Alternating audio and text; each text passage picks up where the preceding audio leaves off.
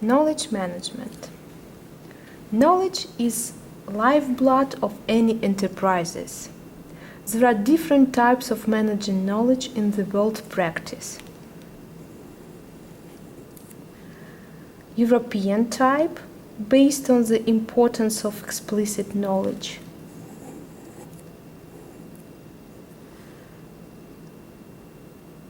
And it's considered that organization is an engine or machine.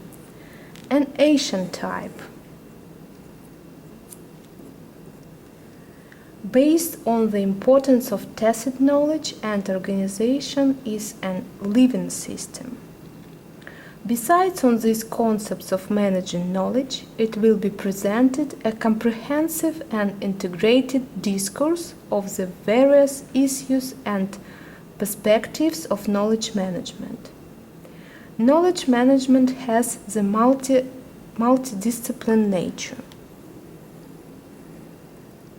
It has a strong connection with many fields of science, such as sociology, psychology, computer science, management science, human resource management, and others. The strategic purpose of knowledge management activities is to increase the level of intellectual capital and enhance the entity's organizational performance. In this part, it will be also identified some universal knowledge management strategies.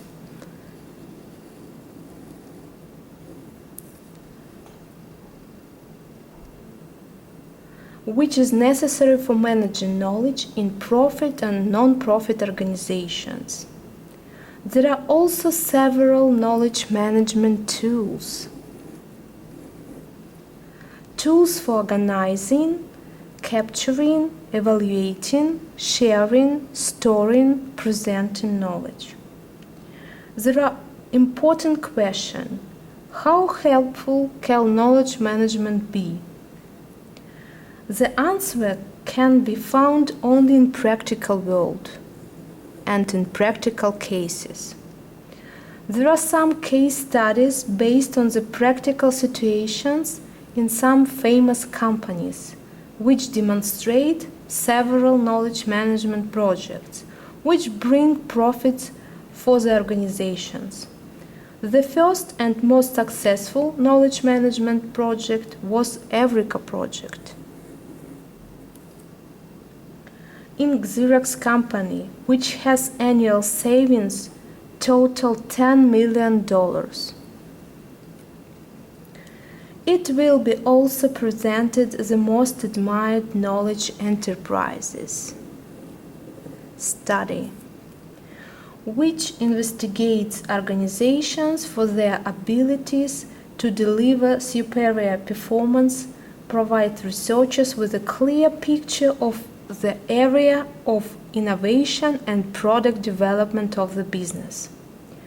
The researchers say that nowadays the terms organizational learning and learning organization are most important for modern society and of course for modern companies.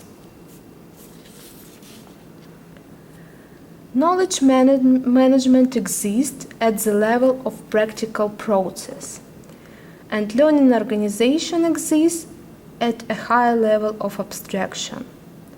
The learning organization is the overall organizational system, whereas knowledge management is a subsystem within it. Practical cases of existing knowledge creation companies in the US, UK, and Japan will illustrate the principles of the learning organization in the modern economic stage of the world. It is also important to say about knowledge communities. Knowledge communities present in Asia, especially in Japan, which interpret as a mixture of traditional culture and new technologies. Knowledge communities is a groups where knowledge and best practices in a given field are developed and transmitted through the social interaction of its members. The examples of knowledge communities in some companies will be presented, as well as the impact of these entities for the development of the organizations. Besides, there will be interpretation of the main aspects of e-government.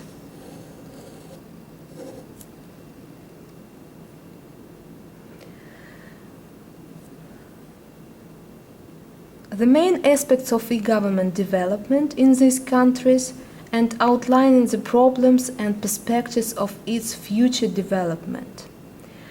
Today, powerful new technologies can be used to advance sustainable development for all people across the world, while including them in the process.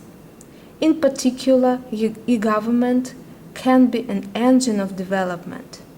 It will be presented e-government rankings and comparison of the e-government development in different parts of the world.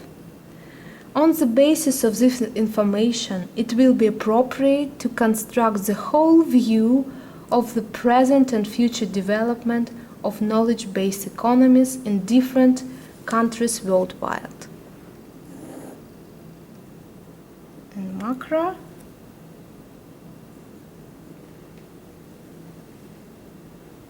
And micro